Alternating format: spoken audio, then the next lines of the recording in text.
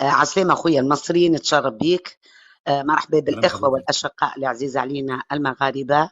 هذا الشعب باش نحكي عربية فصحى، لأن ربما أخويا المصري صعيب لا، عليكم مرحبا بك. شوية اللي صار واللهجة لا لا، التونسية. عادي. مرحبا المغاربة بك. يفهمونا اولا شوي. اولا اسمح لي، برحب بحضرتك وبالاصاله عن نفسي ان انا احيي كل الاخوه التوانسه، واتمنى من الله يا رب ان يحفظ تونس شعبا وحكومه، كل اطيافها. اهلا بحضرتك. معاي. اتفضلي.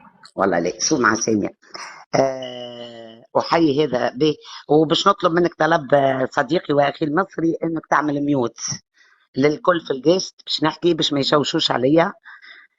باش نعطيك شوية حقائق بما أني تونسية والجزائر جارة والمغرب جارة. أولا أحيي هذا الشعب المغربي الشقيق، المثقف، المتربي، المنفتح، المتحضر على كل الشعوب. وأنا كتونسية أقول أن المغرب هي حاليا أحسن دولة في المغرب العربي، رغم أني كنت نجم نجامل بلدي وأقول أنه تونس، لكن بكل صدق وأقول ما شاء الله أن المغرب أحسن دولة في المغرب العربي. تقدمت اقتصاديا، تقدمت ثقافيا، تقدمت على جميع سياحيا على جميع المستويات. هذه الحاجة الأولى. الحاجة الثانية أعطيك شيء للتاريخ. الصحراء مغربية والكل يعرف أنها مغربية. الصح...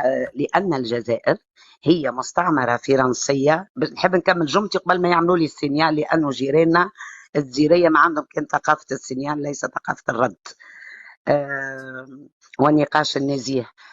الجزائر مستعمرة فرنسية متكونة من أراضي تونسية وصحراء مغربية. في عهد الاستعمار، استعمار أعطى أراضينا، برشا أراضي للدولة باش تصير دولة الجزائر. المستعمر فكهنا وخذا الصحراء مغربية.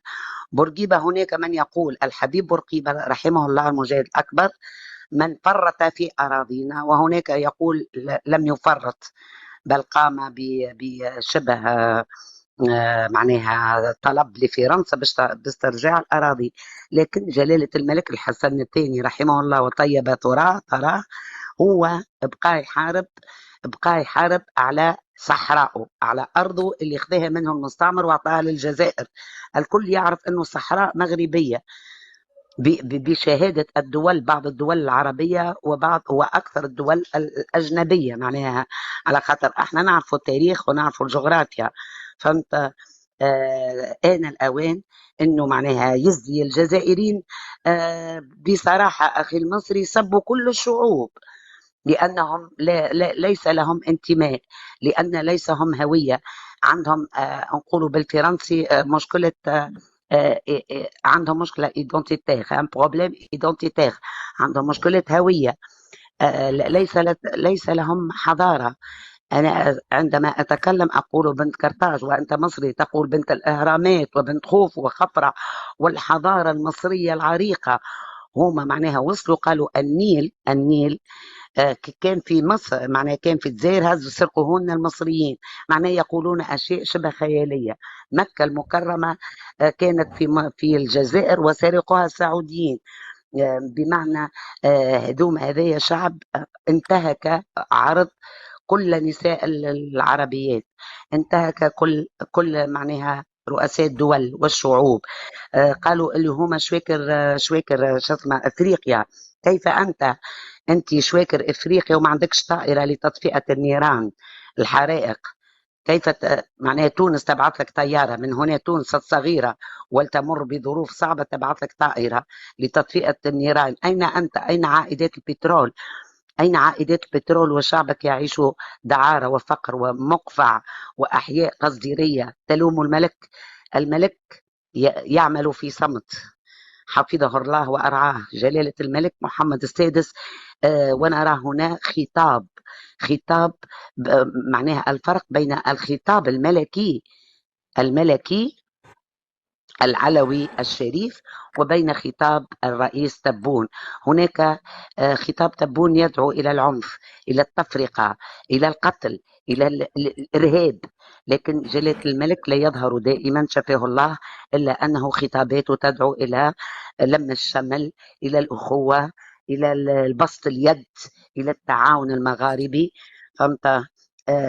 نحن معناها عملنا محاولات في تونس، عملنا برشا كشعوب نحكي، وآن الأوان أن نقول لسيد الرئيس قيس سعيد: نريد غلق الحدود مع هؤلاء الهمج، الهمج والهمج.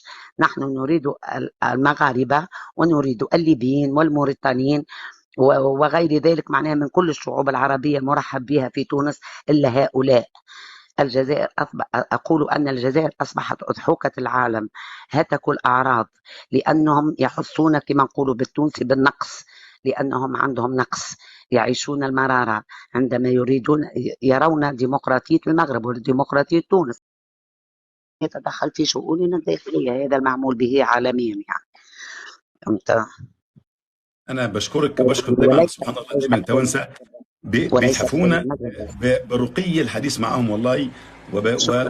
وبالحديث الراقي والواعي، وكمان مم. نعم. اللي ما فيش فيه يعني الا كل اضافه او معلومات جديده. انا بشكرك والله يا استاذه، أنا وسعيد دايما يعني شكرا. تكوني معي في وقت. أنا أحيي أهل المغرب وعلى رأسهم جلالة الملك محمد السادس، هذا الملك.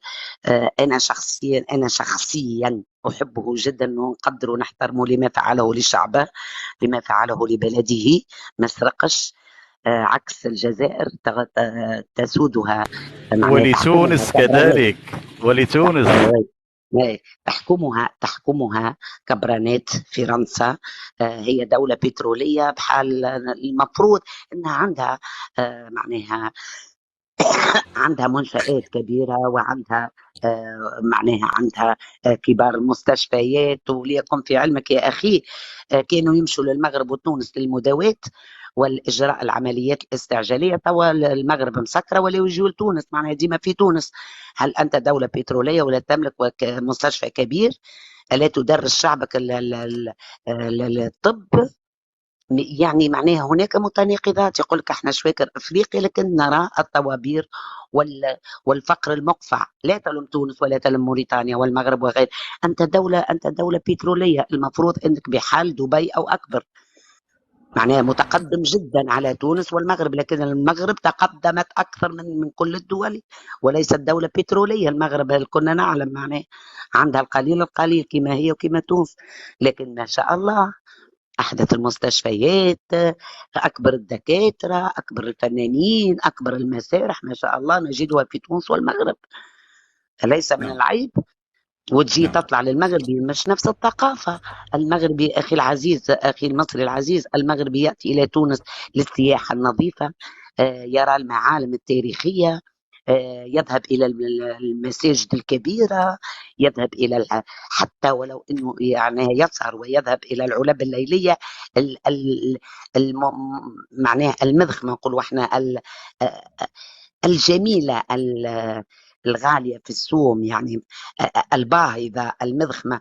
لكن الجزائري عندما يدخل تونس يمسخنا بلادنا بكل صدق، وإن شاء الله الجزائرية قبلوها مني، إنه كي يدخلوا يمسخون بلادنا، يشربون الخمر ويتشاجرون فيما بينهم، ولا يملكون لا ناقة ولا جمل، ولا يدخلون العملة الصعبة إلى تونس. بالعكس، معناها نحن نتشرف بكل الأخوة العرب بما فيهم أنت أخي المصري. ليس لنا مشكلة مع أي دولة، لكن هؤلاء، أنا أقول كلمة وأكتفي: أن الجزائر تتآمر على أمن تونس والمغرب وليبيا، وهذا التوانسة بدأوا يفيقوا به، وحتى معناها الصورات بدأوا يفيقوا به.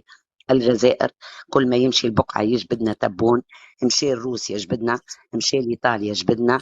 يريد تونس أن تتآمر ضد المغرب، ونحن كشعب نرفض هذا. معناها نحن والمغاربة إخوان، والملك هو من عائلة علوية شريفة، وسيظل أمير المؤمنين إلى أن يرث الله الأرض وما عليه. بمعنى باش تحاولوا تحاربوا المغرب بتونس، ما عادش تقدروا، ما تقدروش. الشعب فاقلكم يا جزيرية، وعرفنيكم اللي انتم الشعب ما تحبوا حتى شعوب العرب، لأنكم عندكم نقص في ذاتكم.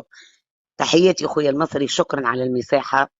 شكرا شكرا، جزيلا. بارك الله فيك، ألف شكر والله على تحياتي. كلماتك الهادئة بشكرك كتير جدا، ومره ثانيه كل التحيه وكل الشكر لكل الشعب التونسي الراقي الرائع، ونسال الله عز وجل يعني ان يعيد تونس مره ثانيه زهره العرب الى مكانتها كما كانت، اللهم امين. شكرا يا استاذه على وجودك معنا. شكرا. عايش بارك الله فيك. الى اللقاء. جزاكم الله خير.